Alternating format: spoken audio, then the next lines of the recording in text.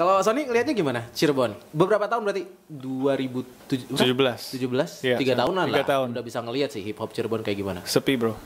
Sepi. Yeah. Langsung gas, sepi, emang Sepi. Talk slow. Kita talk tapi slow. Yes, buat yang udah nungguin Talk Slow, kita Talk Tapi Slow edisi kali ini, gue ngobrol sama dua orang yang kece banget di Cirebon. Ada Sony Chill, ada Biggie. Yoi. Sapaannya kalau anak hip hop tuh, you WhatsApp ya? Apa gimana? What's up? WhatsApp. What's down? What's up, What's bro? up? What's down? What's left? What's right? WhatsApp WA dong ya. What's good? Aduh, Sony Chill. Yes, Gue baca-baca profil tentang lo di YouTube ditulis hip hop artis. Yes. Yeah. Kan? Sebenarnya lo pengen dikenal sebagai apa? Self branding. Kenapa gue bilang hip hop artis? Gara-gara gue nggak mau di branding sebagai rapper yang rapper yang terlalu kematerialistik, yang terlalu mobil-mobil gue harus keren, cewek gue banyak gitu. Bling-bling. Terlalu bling-bling. Dan gue bukan orang begitu. Gue memang sebagai seniman aja sih di sini. Gue suka karya-karya graffiti, gue suka seni hip hopnya sendiri gitu loh, yang gue bisa apresiasi. Oke, dan kalau yang di sebelahnya Biggie baru rilis ya, EP. Yes. Namanya adalah Aksi Mingguan. Aksi Mingguan, betul. Oke, nah masing-masing kan punya nama panggung nih. Gue pengen kenalan dulu sih. Nama panggung lo tuh asalnya dari mana? Biggie dulu deh. Kalau gue simple sih, gendut doang. Tidak ada yang spesial, biasa saja. Jadi Biggie itu dari Big. Iya. Dan itu nama dari kapan? Itu awalnya sempet gonta-ganti sih. Dari SMP itu sempet Big Da MC, terus Big Dabu, terus terakhir akhirnya Biggie. Gara-gara kakak gua punya motor, dinamain Tigi motor. Tigi. Tahu ya? Nggak usah nyebut brand lah ya. Udah tahu mereknya apa nih? Iya. Terus Tigi, Biggie oke juga sih. Ya udah Biggie lah akhirnya. Gitu. Biar lebih simpel aja sih. Untung tahun itu motornya Tigi ya. Coba kalau BT zaman-zaman sekarang. Udah ketahuan juga arahnya ya. Iya. Biasa aja sih. Iya.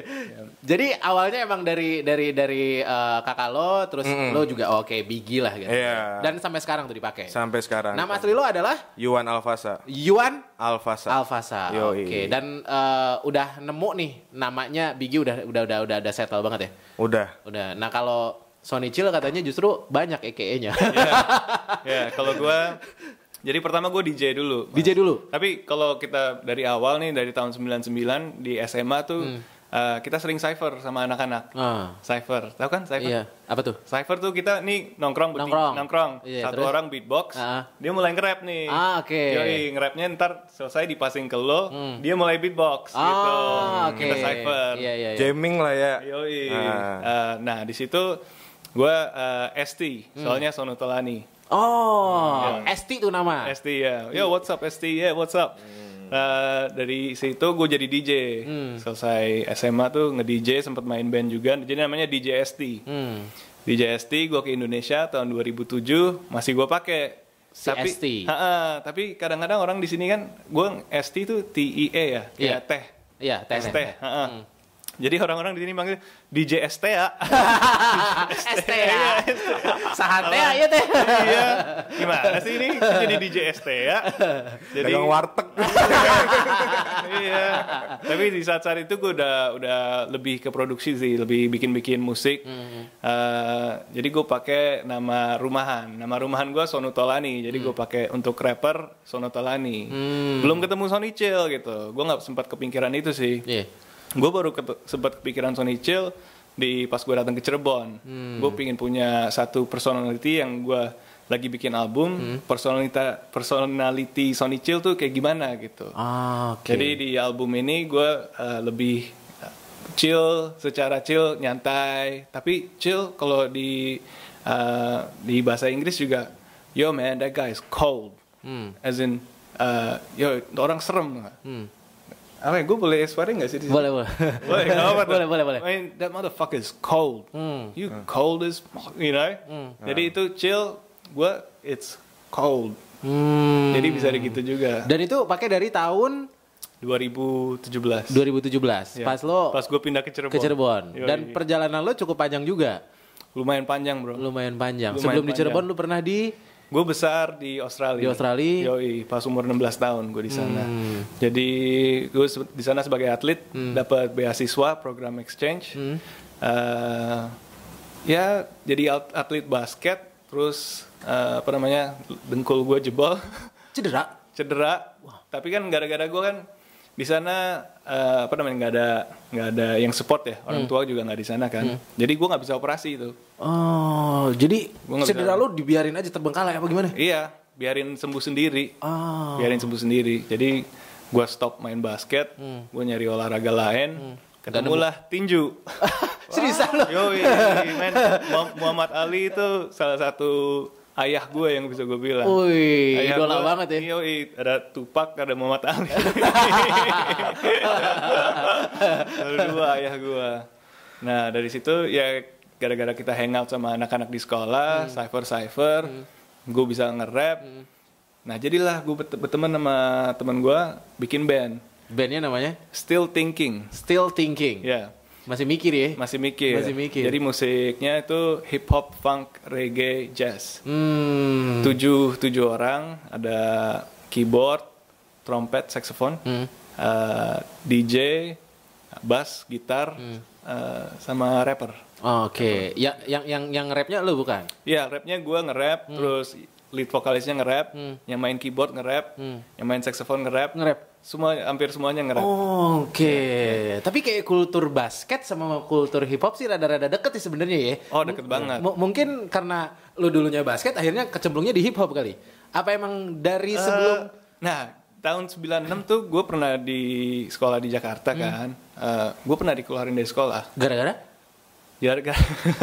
Jadi gue lagi di kelas nih, kelas 5 kalau nggak salah gue ingetnya. Gue lagi di kelas. Nih satu guru matematika tuh nggak begitu srek lah sama gue.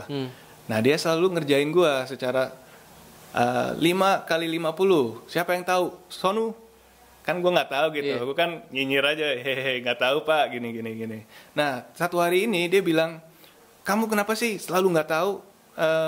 Tahu nggak, kamu tawa terus, gigi kamu kuning gitu. Iya, kan gue umur 11 tahun, Jo. Iya nggak sih? Anjing, gue dibilang gigi gue kuning. Iya. Ini orang. Kesel gue. Nah, udah lagi recess, lagi istirahat. Dia lagi turun tuh, bawa buku sama kopi di tangga. Gue singkat, Jo. Waduh. Jatuh, berapa tangannya patah. Tangannya patah gitu kan. Saat itu gue gue ketawain gitu kan. Gue kan badung tuh. Gue ketawain aja, gue biarin aja. Terus abis itu 15 menit kemudian gue dipanggil. Dia udah ke rumah sakit, dipanggil sama kepala sekolah. Langsung bilang, gue mau laporin ayah lo. Lu udah dikeluarin dari sekolah ini. Wah. Jiper gue dan ayah gue orang keras. Gue bakal pasti digebukin pas sampai rumah gitu. Jadi gue nggak pulang tuh. Gue nggak pulang. 3 hari gue nggak pulang. Gue ya gitulah di jalan, nginep di rumah temen. Nginep 2 hari gue dimarahin sama nyokapnya temen gue. Ngapain sih sono di sini terus? Dia nggak tahu gitu gue dikeluarin dari sekolah. Ya udahlah, gue balik habis 3 hari 4 hari. Itu tas gue udah disiapin. Sama bokap gue. Gue dikirim ke India. Kan untuk di sekolah boarding, sekolah boarding school di sana. Nah itu gue dikasih duit sama nyokap. Nih Son, ada 20.000, kamu beli deh apa yang kamu mau gitu. Nah gue jalan ke toko musik, kalau nggak salah Duta Suara apa Aquarius ya tahun itu. Gue jalan ke toko musik, 3 kaset yang gue beli. Yang pertama tuh Michael Jackson. Okay. Terus yang kedua yang gue beli itu Fugees. Oh Fugees, ini ya. Wyclef, Lauryn Hill. Pokoknya gue ngeliat aja nih, kayaknya keren nih gue beli. Terus yang ketiga yang kayak Grammys, kompilasi Grammys gitu. Ya gue beli itu 3. Nah pas gue nyampe di boarding schoolnya, ternyata di boarding schoolnya tuh ada anak-anak dari Afrika, dari London. Mereka bawa kaset-kaset, bawa kaset rap juga. Jadi kita saling tukeran tuh. Saling tukeran. Lu ada musik apa sih? Oh gue ada 3 nih. Gue kasih Fugees ke mereka, mereka kasih Biggie ke gue, kasih Tupac, NWA. Gue ada Jadi sekolahnya tuh sekolah Katolik di India dan mereka tuh keras banget, bro. Jadi lu kalau lu swearing, lu kalau jalan salah tuh langsung digaplok pakai tongkat. Oh, ngeri.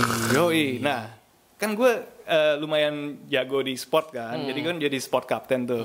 Dan kadang-kadang sebelum makan di hall yang gede buat makan, lu boleh mainin kaset. Apa aja deh, lu boleh mainin. Nah, giliran gue boleh muter tuh, muter kaset kan. Temen gue bilang, "Son, lu puter nih kaset ya."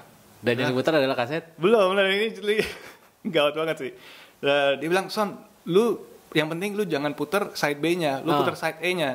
Side-nya itu lagu-lagu pop semua gitu. Side B-nya lagu-lagu Tupac sama NWA sama Biggie gitu. Oke, sip. Gue masukin kan harus sembayang dulu tuh. Sembayang, seret. Selesai duduk di meja makan, di play sama gurunya. Di play yang keluar NWA, Jo. Langsung, fuck the police coming straight from the underground. Yeah, nigga got it back 'cause I'm brown. Gue langsung, shit. Kan? Kepala prinsipalnya langsung ngeliat ke gue, sono. Udah deh, dan punishmentnya itu kalau di sana lu suruh berlutut di lapangan tenis. Wih, terbuka tuh? Terbuka. Sampai jam 2 pagi, Jo. Wah, jam 2 pagi? Jam 2 pagi. dari jam 7 malam. Nggak makan tuh. Udah sana nih. Ya kan satu sekolah dengerin NWA. Dia kan marah-marah. Dia gila. Berarti itu tahun berapa tuh? 97 lah. 97 ya. Nah, dari situ gue 3 tahun kemudian gue udah sumpek gitu. Soalnya kan gue harus pindah lah. Ini kayak penjara. Yang di India itu ya? Iya, soalnya lu nggak bisa kemana-mana. Di tengah hutan. Sekolahnya itu bekas kerajaan di India gitu. Dijadiin sekolah. Jadi bangunannya lumayan spooky gitu lah. Dan kadang-kadang kan ada semester breaknya ya. Tuh banyak orang tua yang datang jemput anaknya keluar dia seminggu 2 minggu. Nah, orang tua gue nggak pernah jemput gue di situ. Jadi gue bener-bener stuck ya kan. Tidak dianggap. Gue harus keluar nih gimana? Masa gue keluar ntar digigit ular, gue di tengah hutan, dikejar monyet. Ya udahlah, tahu ada tahun 98 lah. Nyokap telepon, "Son gimana?" Gue bilang nyokap, kalau nggak dikeluarin dari sini gue bakal lari dari sekolah. Oke. Dia bilang, "Mau kemana sih kamu, Son?" Terus di depan tempat teleponnya tuh itu banyak poster-poster, ada Afrika, ada ini. Pas di depan poster gue tuh Melbourne tulisannya. Australia. Gue bilang, gue pingin ke Melbourne. Bisa nggak dicariin ke situ? Nah, udah tuh kan nyokap gue Katolik. Dia ke gereja katedral nyari-nyari beasiswa. Dia dapat beasiswa untuk program exchange ke Melbourne. Nah, berangkatlah gue dari India ke Melbourne. Nyampe di Melbourne sendirian gue tinggal, Jo. Jadi di depan tuh ada rumah keluarga, di belakangnya tuh ada namanya granny flat. Granny flat tuh biasanya buat kakek neneknya di belakangnya. Nah, gue nyewa di situ. Nggak ada duit juga kan. Gue kerja di supermarket. Udah gitu, udah mulai kerja, mulai sekolah. Gue nggak punya tas sekolah tuh pas mulai di Australia. Nggak ada tas sekolah kan. Tahu nggak gue pakai apa? Gue pakai tas buat laundry, tuh nggak yang warna putih tuh. Tote bag gitu ya. Iya begitu kan. Zaman sekarang tote bag mesti lagi, zaman dulu udah pakai ya. Iya kan. Waduh, gimana nih, gue nggak ada tas, buku-buku di mana? Ya udah pakai laundry aja. Gue datang kan sama teman gue ngeliat, "Son, lu nggak ada tas?" Nggak ada, men. Ya udah nih. Apa nih, bro? Stiker. Lu stikerin aja tuh biar cool dikit. Gue tempelin tapi nggak nempel-nempel, stikernya cepet dulu. Lumayan lah. Nah, di situ baru gue ke expose tuh sama teman-teman gue yang bisa nge-rap dan lain-lain. Ketemulah sama kultur rap yang ada di Melbourne itu. Betul, soalnya sebagai musik Melbourne itu lumayan berwarna lah. Kultur-kultur jazz, kultur-kultur reggae itu lumayan hidup di situ. Oke. Dan kalau Biggie yang bener-bener nempel banget suka hip hop dari SMP, SD SMP. Yang pertama lo dengerin? Wiro Sableng. Oh, Wiro Sableng keras sakti dong, nge-rapnya ya. Iya. Standar, tidak ada yang istimewa. Tidak ada yang istimewa. Wiro Sableng, yoi. Terus mulai Psychoji online kan lagi ini banget. Oh, ya online. Dari situ terus yang luarnya DMX. DMX ya. DMX, The Game, Lil Wayne pas Lil Wayne di zaman 2000-an. Terus udah tuh dari situ mulai ngulik-ngulik terus sama biasa Bondan gitu-gitu lah pada umumnya lah. Pada umumnya terus akhirnya seneng graffiti juga SMP dikasih tahu teman ada nih berat komunitas hip hop apa SCS. Akhirnya gabung lah 2010 SCS sampai sekarang. Sampai sekarang. SCS. Yang waktu lu ke Solo berarti pas kuliah apa gimana? Solo kuliah. 2014. Kuliah terus itu sempet vakum juga soalnya nggak ada temennya di Solo waktu di Solo nggak ada teman hip hopnya. Terus akhirnya ketemu komunitasnya itu nggak sengaja banget pas lagi ada acara event kampus ngegambar mural kan ya. Mural gua kan kuliah di seni rupa di UNS di Solo.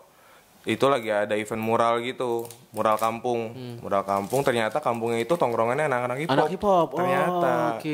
Dia ada backdrop gini loh, gudang hip hop Solo namanya. Gudang hip hop Solo, shout out gudang hip hop Solo. Buat gudang hip hop Solo. Akhirnya ya udahlah nanya sama akamsinya, Mas itu Akamsi itu anak kampung sini. Akamsi. Apa-apa kudu izin sama Akamsi cuy. Gak kenal sama Akamsi danger udah. Udah nanya tuh Mas ini apa tempat tongkrongan ya? Iya. Boleh dong Mas kenalin. Kenalan akhirnya udah mulai situ gabung terus mulai kenal sama teman-teman hip hop lain dan di Solo ternyata lebih banyak daripada di Cirebon komunitasnya. Banyak banget. Yang lo kenal ada berapa komunitas? Ada 4-5 sampai 5 komunitas. 4 sampai 5. Banyak juga. Banyak banget. Iya. Mulai dari situ udah mulai aktif lagi, perform lagi, bikin lagu-lagu lagi sampai yang terakhir tahun kemarin itu rilis EP itu. Oh, yang kemarin. Dan sampai tour aksi mingguan itu. Yang turnya itu berarti pas pandemi apa gimana? Enggak. Tahun kemarin November Desember. Sempat tur juga. Gitu. Mau dilanjut sampai awal tahun ternyata fail gara-gara pandemi. Tidak bisa bos. Kita tidak bisa menolak ini semua. Tidak bisa menolak ini semua. Gitu. Dan itulah kurang lebih perkenalan kalian sama hip hop yang emang beda generasi ternyata. Beda banget. Cukup jauh juga. Gue kalau hip hop Indonesia tuh gara-gara gue di Australia kan. Ya gue nyari dulu tuh di Napster. Lu pernah inget nggak Napster? Enggak, lu nggak tahu ya. Lu juga nggak tahu ya? Pernah dengar. Jadi internet baru mulai kan, internet yang baru lu harus ngedial dulu. Nah di situ ada kayak LimeWire gitu, kayak apa uTorrent lah, uTorrentnya zaman dulu, namanya Napster. Napster itu wah sampai semua lagu bisa diambil, di-download di situ, di-download di situ gratis. Nah gue nyari kan siapa nih rap Indonesia, ketemulah album Pesta Rap. Yoi. Dan lagu yang paling gue suka lagu Indonesia saat itu Cewek Matre. Ke laut aja. Dan gue suka banget si Abe. Dia nge-rap bahasa Jawa dan gue belum pernah denger itu. Gue bilang anjrit keren nih. Dan situ Pesta Rap gue juga sempat nemu G-Tribe. G-Tribe itu Mas Anto dari Jogja Hip Hop Foundation. Dan itu gokil sih, maksudnya secara ngeflow-nya kayak Bone Thugs and Harmony. Lu pernah dengar nggak Bone Thugs and Harmony? Nggak pernah. Lu pernah dengar? Belum. Jadi itu gimana ya? Kayak pokoknya keren deh. Saat itu ya. Pas gue denger G-Tribe juga gokil. Dan berarti ketika lo ada di luar negeri, di Australia lah kita sebut, yang justru membuat lo kagum adalah ketika ada musisi Indonesia yang nge-rap dengan bahasa daerah. Jawa, betul. Dan itu enak banget rapnya. Itu mungkin karena faktor kerinduan gak sih lo sama Indonesia? Iya, itu juga. Kenapa gue nyari gitu? Gara-gara gue rindu sama Indonesia.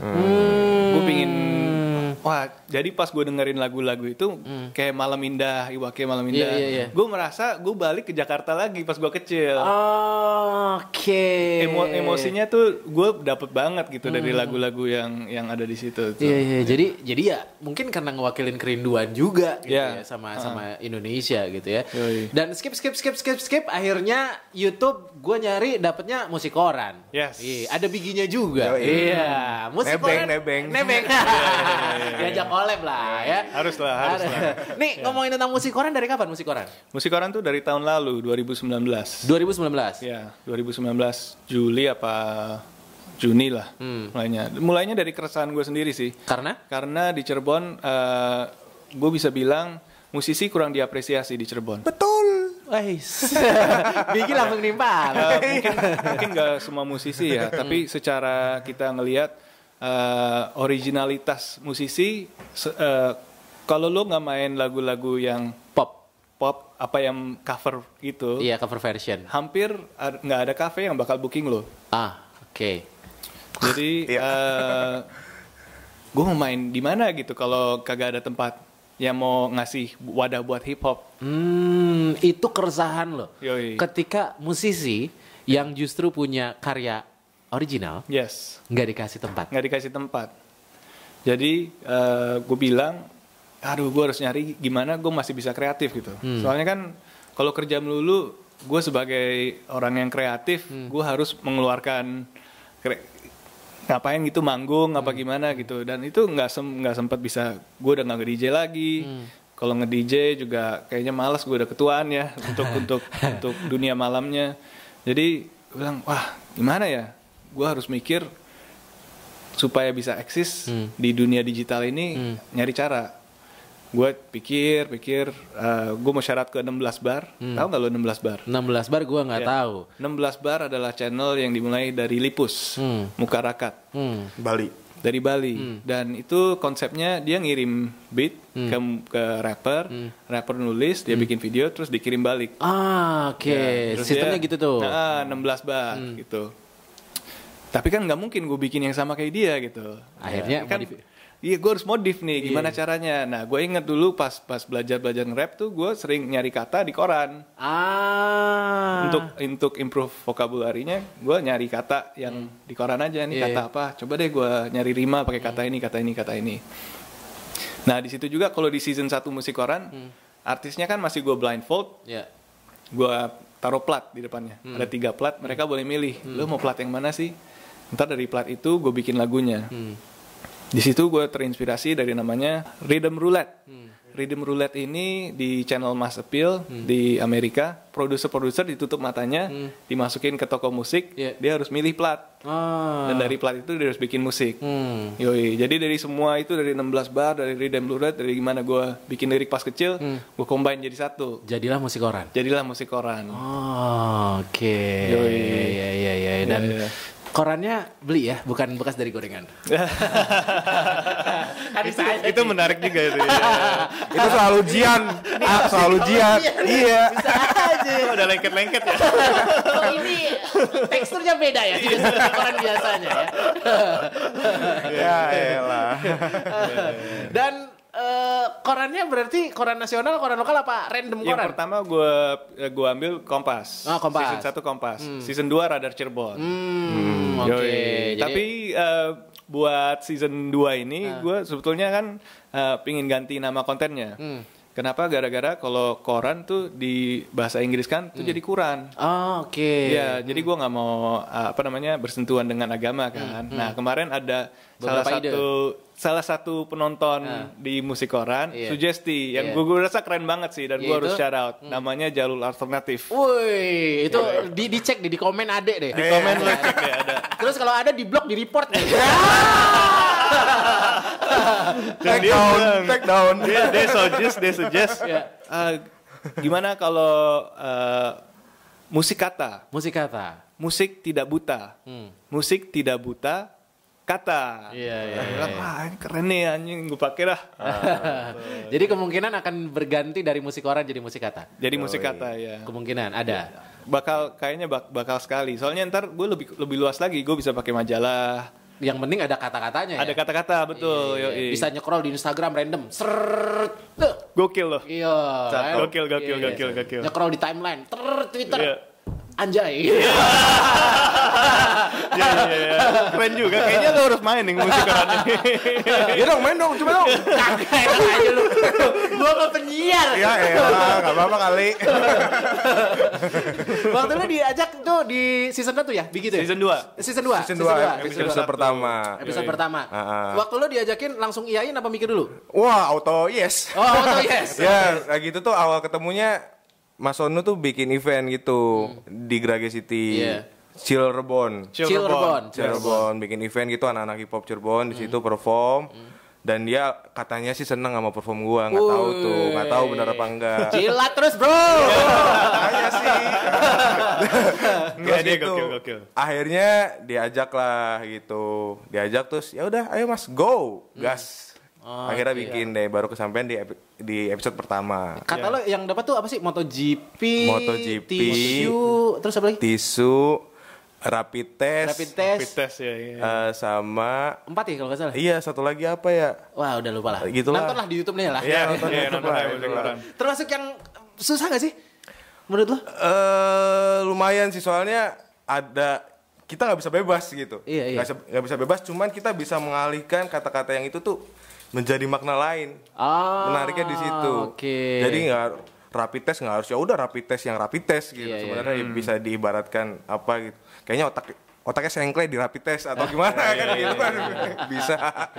Gitu. Satu episode berarti proses produksinya berapa lama biasanya? Kan dikasih kesempatan nulis lirik juga kan? Ya 2-3 jam sih. 2-3 jam. Gua nulis, Mas Ono bikin beat. Bikin beat. Gitu. Ya. Jago sih. Gak ada obat, Brat. Iya, gak ada obat. Gokil, berapa episode yang season pertama aja kan? 13.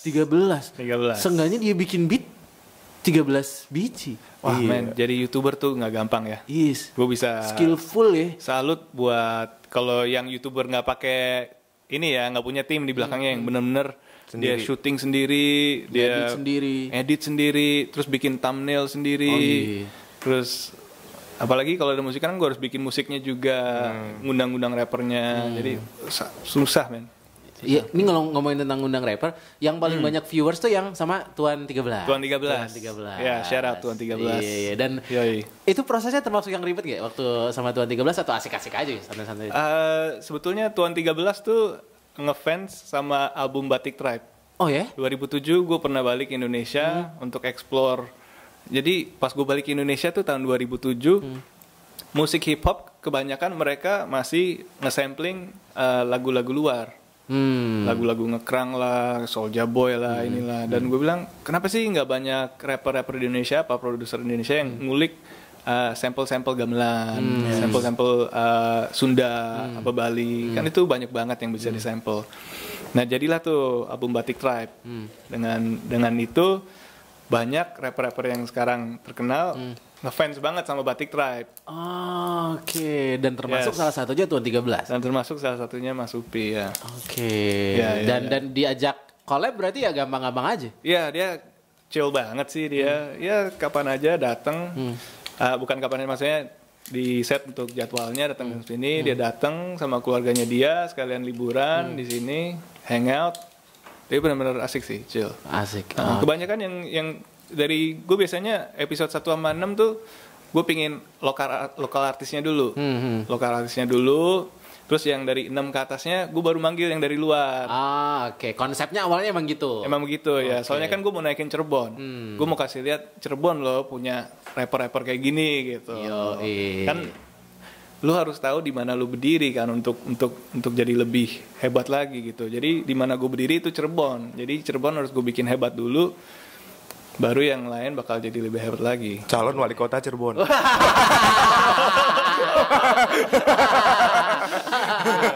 Kayaknya. Di season 1 yang paling lo ingat siapa aja sih?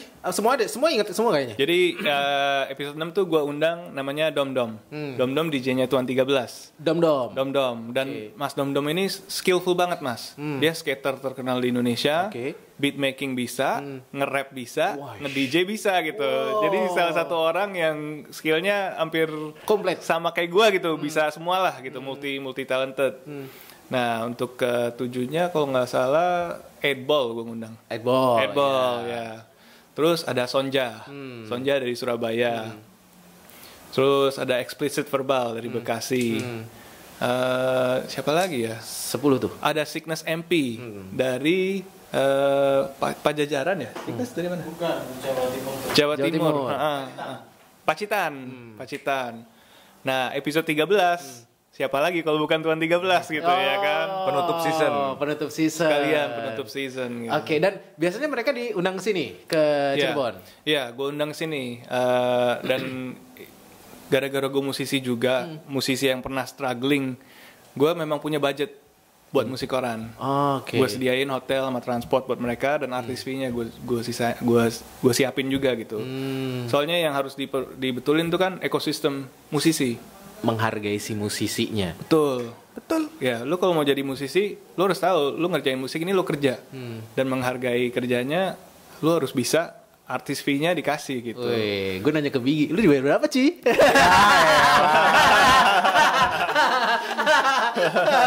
Oh, dia kan dalam kota. Oh, dalam Dia kan kota. dalam kota. Dalam kota. Lokal. Lokal. Santuy. Rumah deket.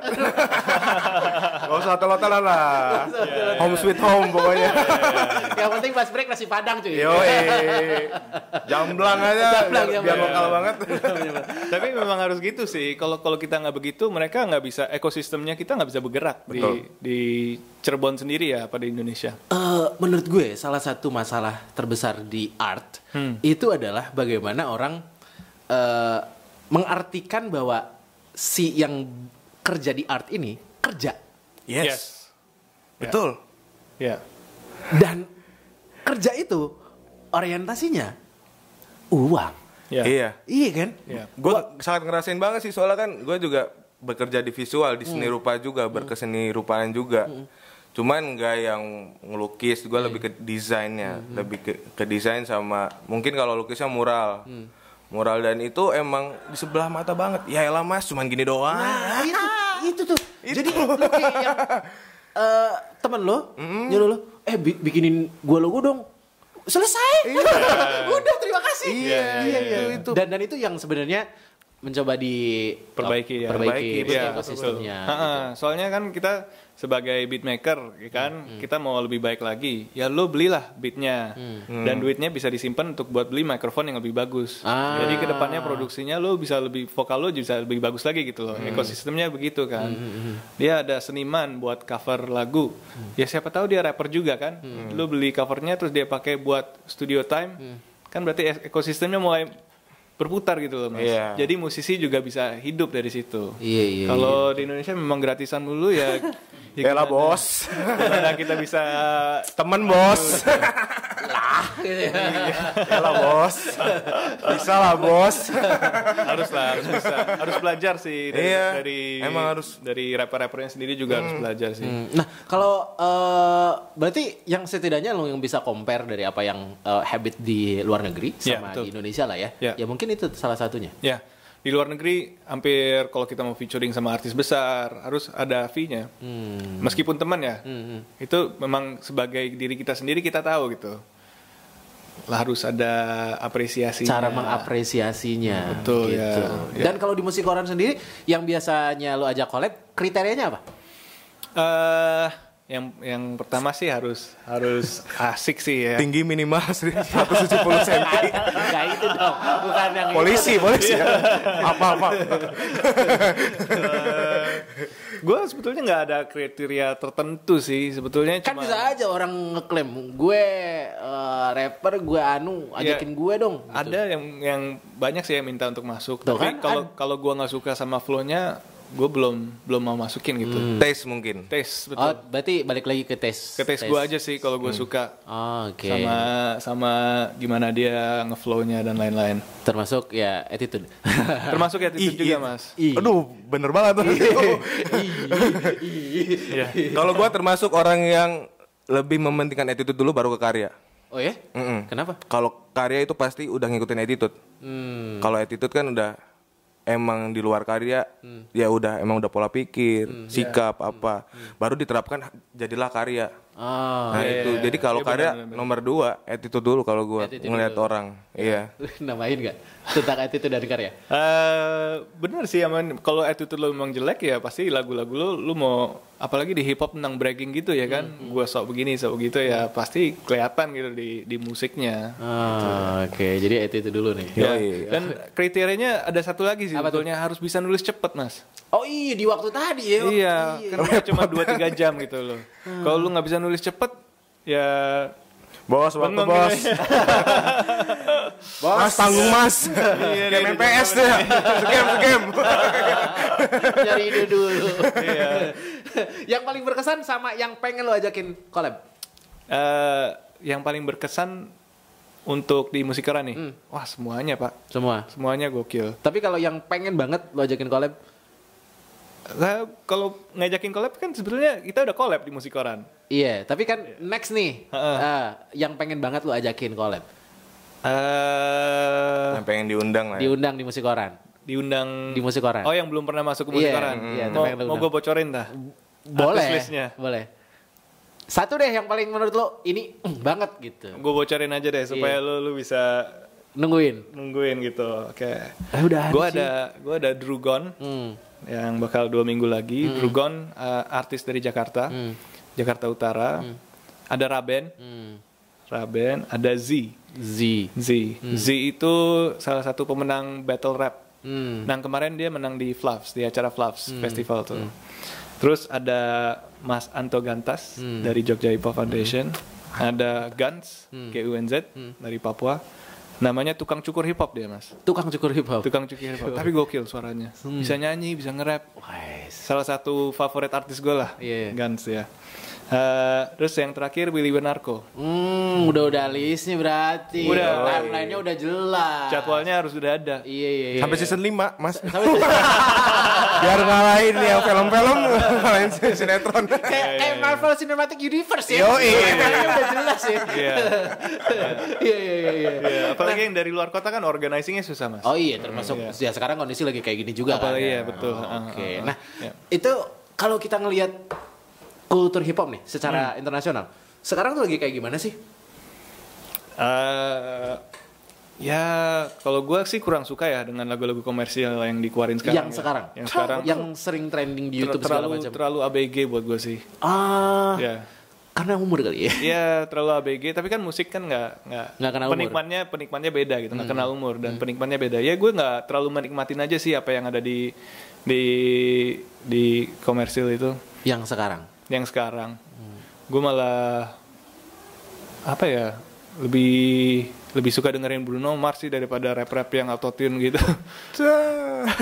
Bruno Mars keren, bro. It's good, you know. Ya, jadi gue kayak Post Malone itu gue nggak dengerin sih. Seriusan? Berubah sih menurut gue. Sejak tahun 2010 ke atas sudah mulai berubah sih. Udah beda era juga sih. Beda era, beda generasi, beda teknologi.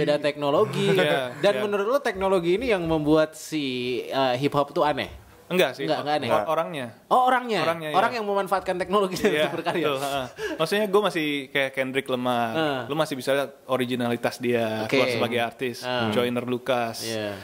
Dia bisa kasih lihat inspirasinya dengan lagu yang dia buat tentang Will Smith.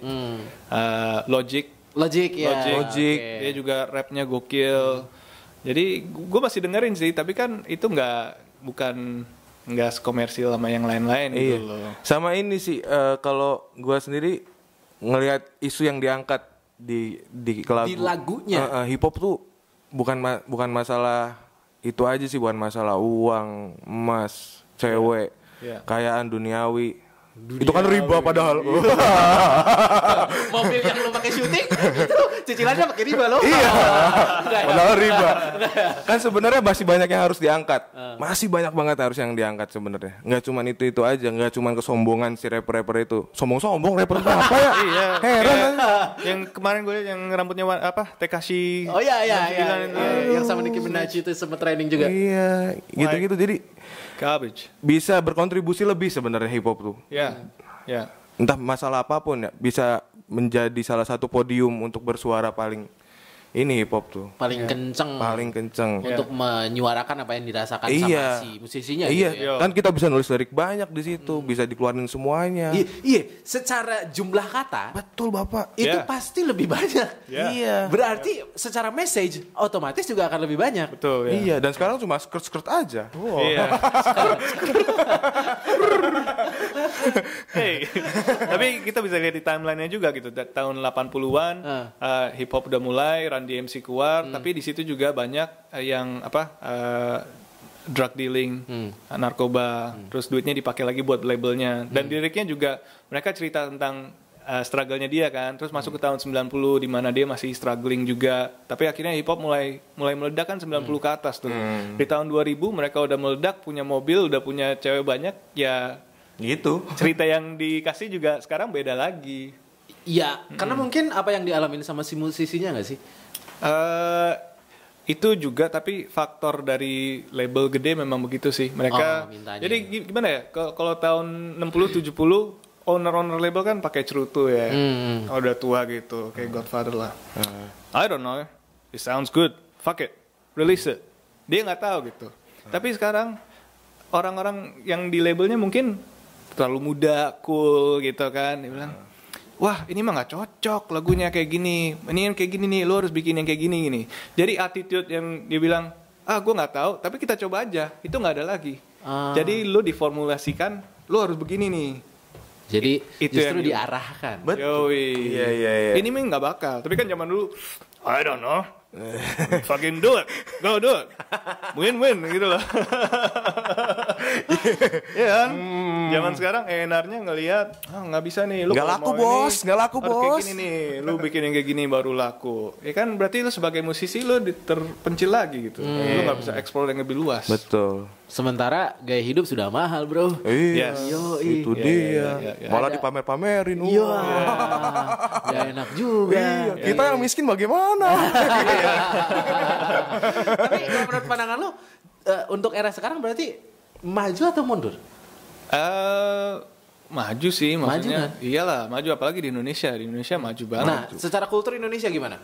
Kultur hip hop di Indonesia Sudah mulai dianggap. Dianggap dan sudah mulai menjadi line up di beberapa event. Dan udah ada festival sendiri kan kemarin di Fluffs itu. Yoi, udah ada festival sendiri, jadi maju sih di Indonesia. Dan majunya adalah justru sekarang lagi naik-naiknya, atau maju yang sekarang udah landai nih, udah enak gitu ya, udah stabil, atau gimana? Andai belum kali ya. Menurut gue sih dari dulu tuh nggak kayak gitu sih. Maksudnya dari tahun 2007 gue masuk ke Indonesia, itu selalu aja job ada dan naik terus ada gitu. Psychoji main terus. Maksudnya nggak ada yang pernah peak terus turun lagi gitu. Lanjut aja terus job ada aja gitu. Berarti yang demen sama rap kan berarti banyak. Masih ada. Dan nggak mungkin jatuh lah kan. Sekarang top 40 semua pasti ada nge-rap-nge-rapnya dikit. Itu yang jadi patokan gue, siaran di radio ya kan. Top 40 pasti ada. Nah kalau menurut di radio bagaimana? Coba saya tanya balik.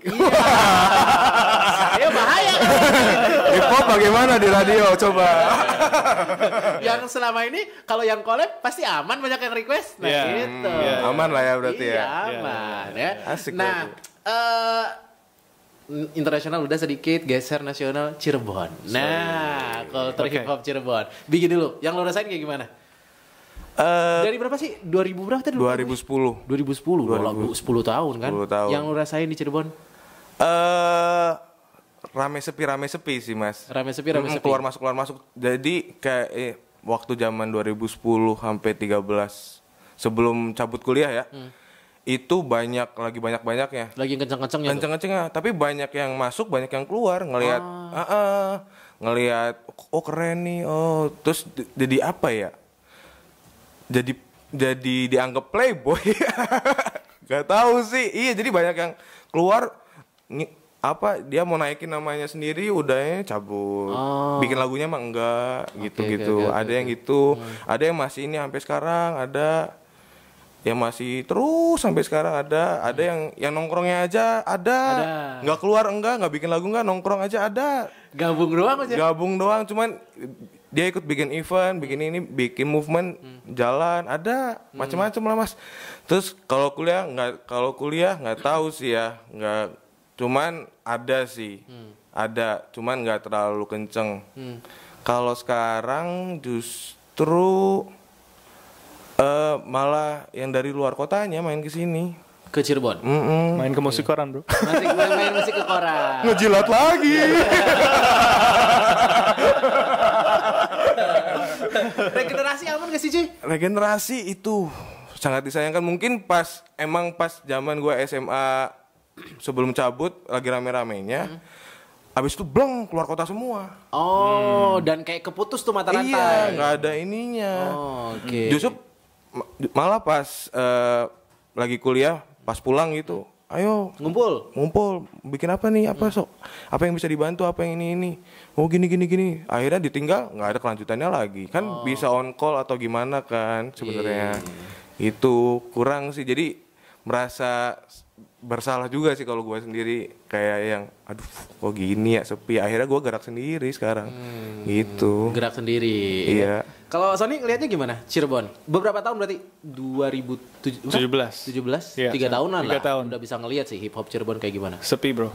Sepi. Yeah. Langsung gas, sepi, emang sepi. Ya, soalnya kok gue bisa compare dengan kota-kota lain juga gitu.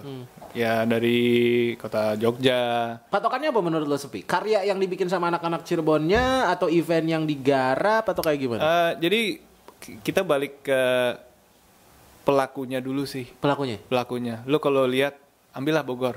Siapa coba? Nomor 1 di Bogor. Ayo. Hah? Sang. Fade to Black. Iya, Fade to Black. Besar ya kan? Berarti kan kalau ada Fade to Black main di Bogor kan berarti rame betul. Baliklah kita ke Surabaya misalnya. Ada lagi pentolan di sana. Ke Sulawesi ada siapa? Eko Show. Eko Show. Main pasti rame kan, berarti ngumpul gitu loh, gitu. Oke. Dan di Cirebon coba siapa? Gue tanya lah lo orang Cirebon. Ada nggak? Belum ada yang bikin kayak gitu ya? Yes. Dan itulah kenapa belum rame di sini. Oke. Jadi harus ada yang naik dulu nih.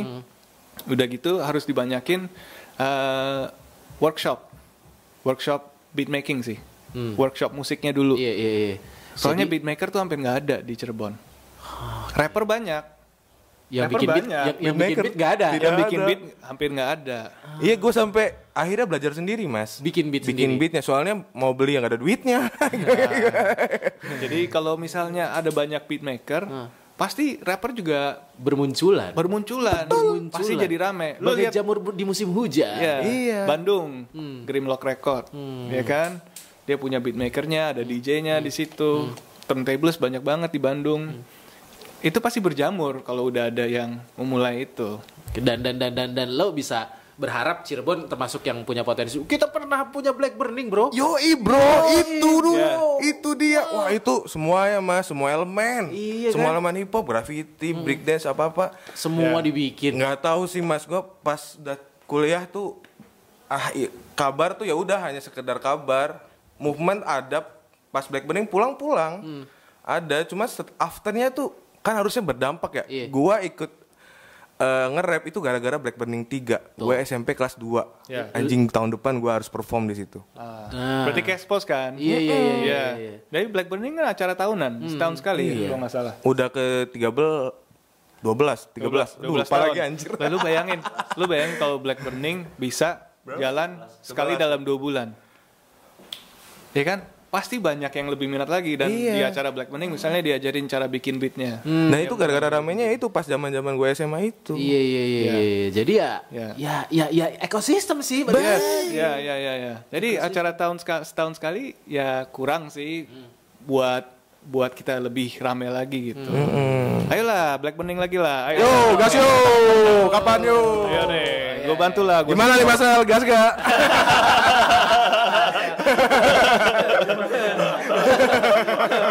Harapan hip hop Cirebon.